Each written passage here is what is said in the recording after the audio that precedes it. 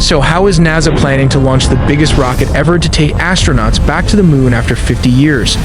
Well, the first step involves filling the massive fuel and oxygen tanks that feed the RS-25 engines. Step 2 is the trans-lunar injection, and once that's done, the upper stage detaches. Next is Step 3, where the spacecraft conserves fuel by doing a slingshot maneuver around the moon. But as we know, what goes up must come down. The return trip is actually the most dangerous part. The capsule's heat shield has to withstand temperatures half as hot as the sun. Otherwise, the crew won't make it back alive. How do you launch NASA's most powerful rocket ever built? This is Step 1, Earth departures. The journey begins at NASA historic Kennedy Space Center launch, the Space Launch System, or SLS.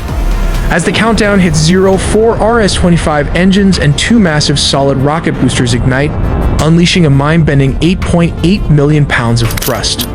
The rocket tears through the atmosphere, lighting up the Florida coast.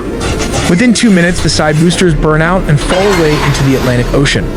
The core stage pushes the rocket into low Earth orbit before dropping away, leaving just the Orion crew capsule and the rocket's upper stage. But how do they use gravity to power the spacecraft?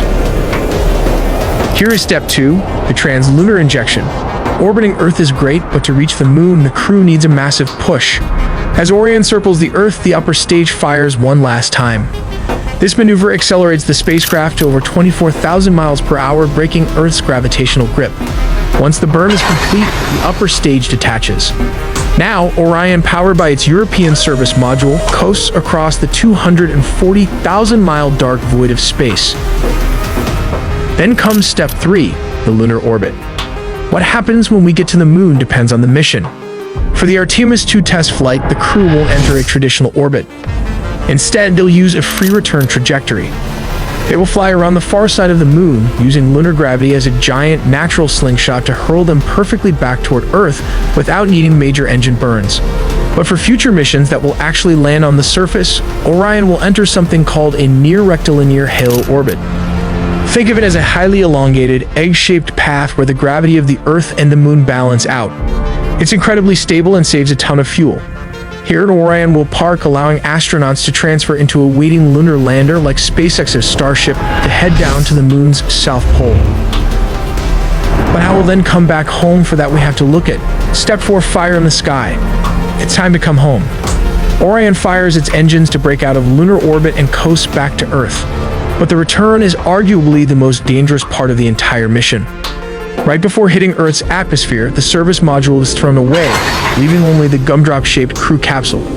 Orion slams into the thick air at 25,000 miles per hour. That is Mach 32. The friction creates a superheated plasma wake, and Orion's heat shield has to survive temperatures nearing 5,000 degrees Fahrenheit. That is half as hot as the surface of the sun. Once through the worst of the heat, a series of parachutes deploy, violently slowing the capsule down before it gently splashes into the Pacific Ocean. U.S. Navy recovery ships are already waiting to pull the astronauts out of the water.